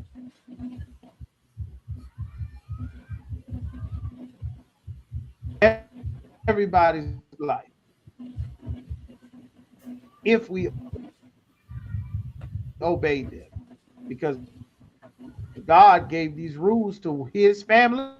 Stop obeying the Lord.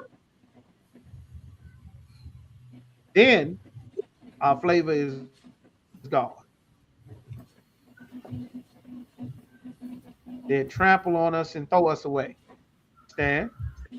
All right. Who are you, Raj? Who got whatever else I'm holding? I gave you scripture, Yahquah. What you got? Leviticus 23.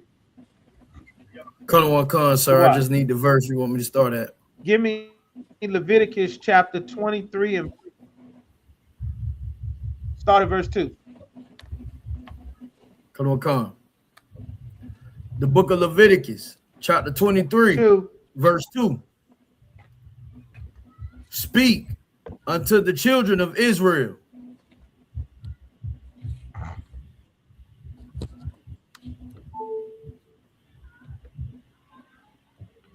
Say this to the love and commandments have always been directed to the children of Israel. Speak unto the children of Israel. Go ahead. And say unto them,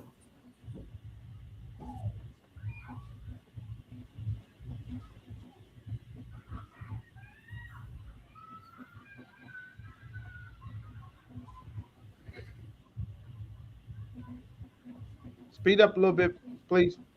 Oh, Salakia, sir, you going in and out. I couldn't hear you.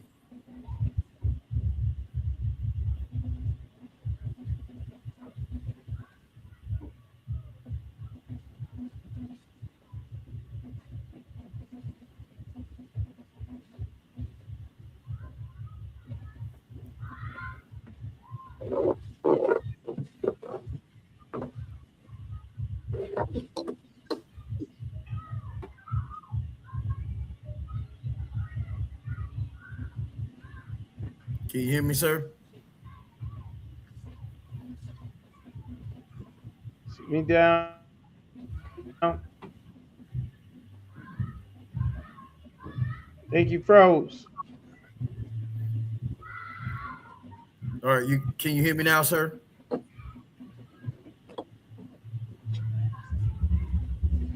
Verse 4. Concerning the feast of the Most High.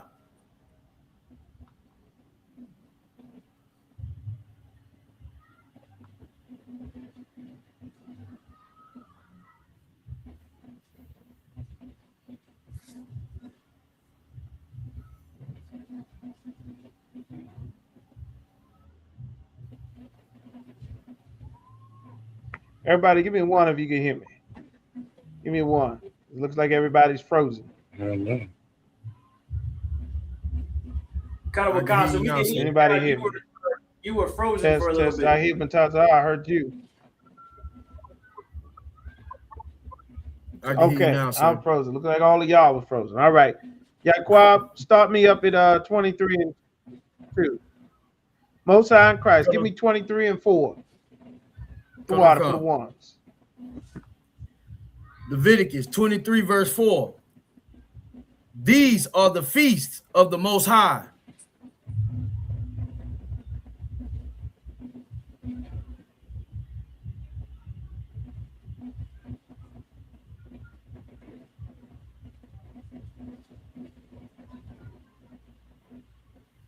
These are the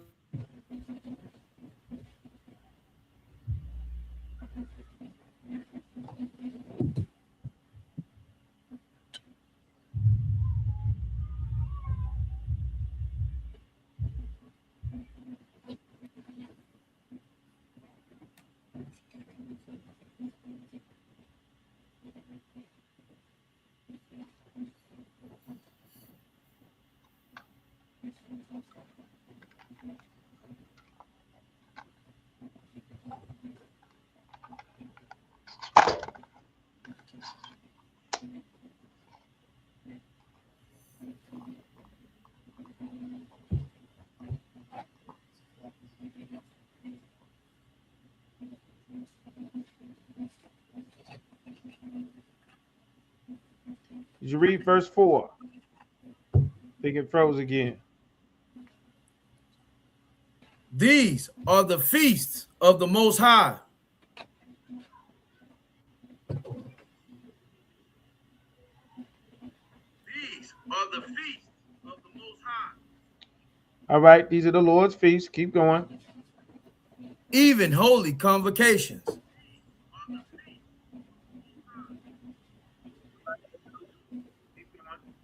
Holy convocations. Keep reading.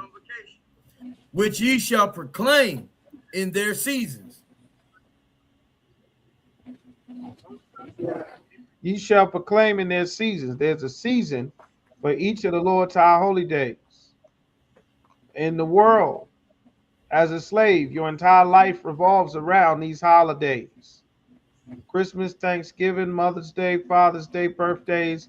The Lord gave us how to structure our lives. The memories that you have, that brothers and sisters have of doing these things that revolve around the holidays shapes your year. Preparation and what you're going to do and where you're going to go for your birthday, that shapes your year. Christmas, Thanksgiving, Halloween. These holidays shape a person's life. Labor Day weekend, All-Star weekend, 4th of July, Memorial Day, New Year's Day, Easter.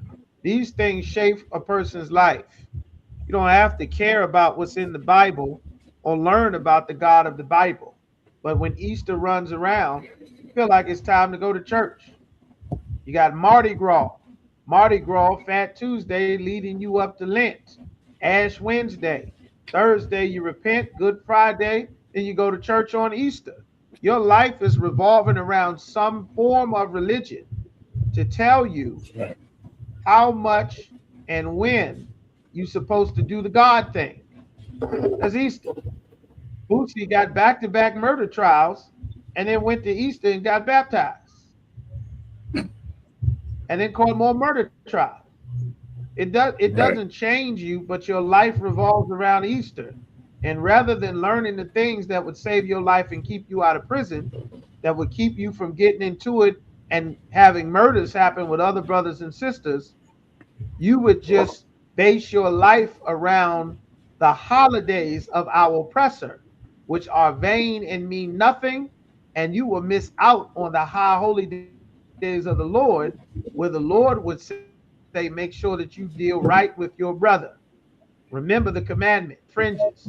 Remember to not have sex with a brother's woman, which would lead you to get into a shootout like Mo 3 and YRK Osiris out in Dallas, Texas. You understand? Consider your brother, not Christmas and Thanksgiving about how big a turkey you could get on your table. Remember Hanukkah. when we all had to be on the run and stand with the Lord. Remember Purim, when not some selfish queen diva boss lady dragging bad BIT sister like Megan Thee Stallion and Cardi B and Glorilla that don't give a damn about a Negro. Remember, our sister was righteous and honorable and put her people before herself, and that delivered our lives. That's what our sisters are supposed to learn about Hadassah, about that sister, how she saved us.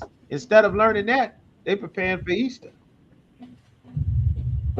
Instead of learning Hanukkah, they preparing to go rob somebody to have Christmas, to get in fights, to have your mama invite your baby daddy and you show up with the new boyfriend and they get into a fist fight at the Christmas dinner party. You understand? That's what our life revolve around when it's supposed to revolve around these high holy days. That's why the Lord set the high holy days. How many days is Christmas? 1 day. How many days is Easter? 1 day. How many days is St. Patrick's Day, 4th of July, Labor Day? It's 1 day. How many days is the Feast of First Fruits? Huh? What does it say? 7 days ye shall have a feast before the Lord. That's what it says. Hanukkah. How many days is 7? By the space of 7 days. You shall remember by the space of 7 days. The Lord don't have no 1 day party celebration. That's an oppressor. Ramadan and all of that. That's an oppressor. The Lord high holy days is the week. The week of Passover. That's right, sis. The whole week is the celebration. From Tuesday to Tuesday. Not Fat Tuesday, not Ash Wednesday, not Lent, not Easter Sunday. From this Tuesday till next Tuesday. From this Thursday till next Thursday. That whole time is the feast of the Lord. Every day, the whole day, everybody's off. You understand? The Lord knows much better than this life that we got. If we obeyed the Lord, companies would completely restructure how they operate their businesses because they would get no Israelite labor. They get nothing from us for a week. Who they gonna do? Replace us? They're gonna put the Chinese man on the construction site? He ain't going up there. Who gonna plant their trees? Who gonna paint their houses and do their roofs?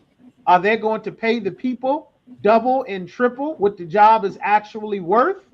Or are they gonna wait for Isupk in a week to save $300,000 on, you understand, on a $400,000 job that they're gonna pay our people $175,000 to do it better in half the time? We would get whatever we wanted from these nations if we obeyed the Lord. That's why it's very important to turn back to the customs that the Lord gave us. You understand? All right. So what else we got there? Who was reading? Salaki, me, sir. Give it a moment, let it catch up. Everybody, make sure you hit the like, hit the share, hit the subscribe. Up out of here. The water, y'all joining us in there tonight. Most High in Christ. All right. These high holy days contain our culture. You understand? In Leviticus 23:10, it talks about reaping the harvest of the land and our first fruits. You understand? We're not even taught that you're supposed to have fruit trees. We've seen the fruit trees. I remember growing up, I was just talking to some older sisters today that everybody wanted to get all of these annoying apples and cherries out the damn city.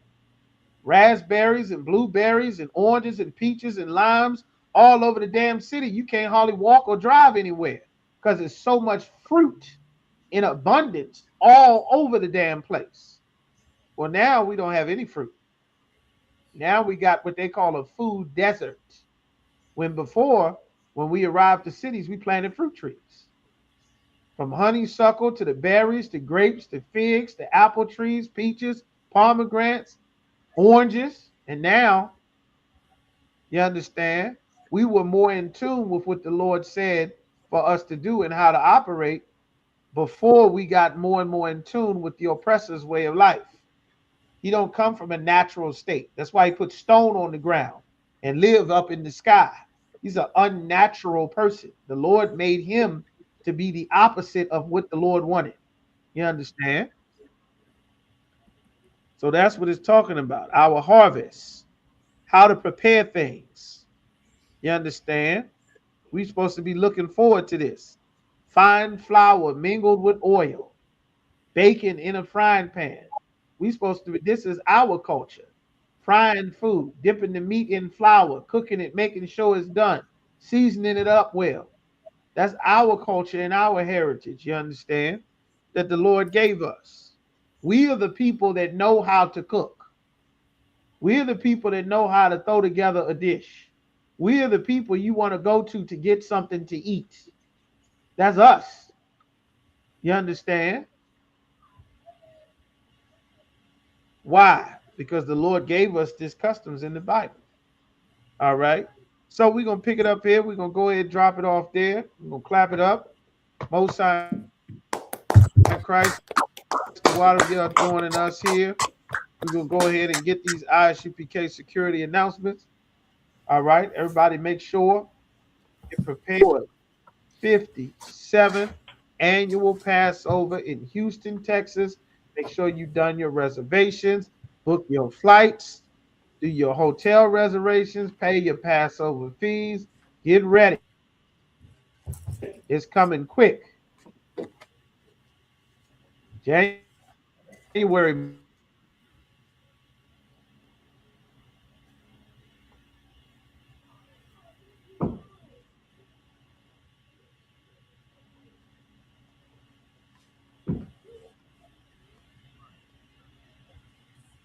ISUPK security announcements. We are the ISUPK. Start at 1 West, 125th Street, Harlem, New York. Rule for new brothers and sisters.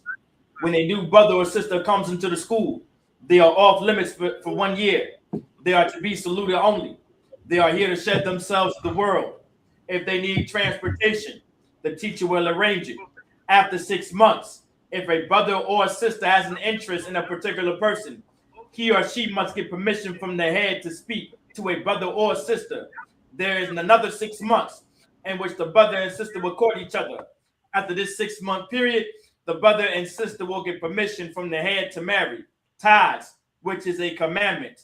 Numbers 18:21, Malachi chapter 3, verses 8 through 10. Ma'ashera means 10th in the Hebrew, 10% of every penny of any increase the Most High gives you. Give to Treasury Department or a teacher. Go to isupk.com, click on tithes and donations, and follow the steps from there. Keep your receipts. Priest fund, free will offering for priests, now mandatory. Whatsoever amount you would like. Upcoming holy convocations, that's the Feast of Purim on February 20th. The Feast of Purim, February 20th. Make sure you guys mark your calendars. If anyone wants to be a trooper in the school, to start wearing all black, black boots, black shirt, black pants, black headband / war scarf. You want to be assistant in the school, have your head covered, wear a dress, ready to learn. With that, we'll give a courteous salute to the teacher. Men of Israel, I imagine Shabbat. I imagine Barak. Yahweh Bashim Yahushua Barakatah. Yahweh Bashim Yahushua Barakatham. Yadimata. Star like Akwafkin, meaning turn to the sisters. Akwafkin, Imagine Babakusha. Men of Israel, we're going to give a courteous salute to the sisters. Men of Israel, I imagine Shabbat. I imagine Barak. Yahweh Shemar. Yahweh Shemar, Lathan Ba'Hashem Yahweh Shah. Yahweh Shemar, Lathan Ba'Hashem Yahweh Shah. Yadimata. Dismissed.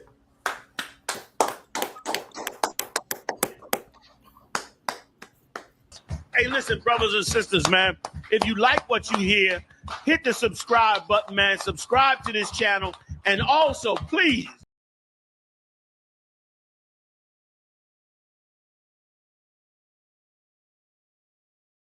hey, listen, brothers and sisters, man, if you like what you hear, hit the subscribe button, man. Subscribe to this channel. And also, please, go to isupk.com and pay your tithe.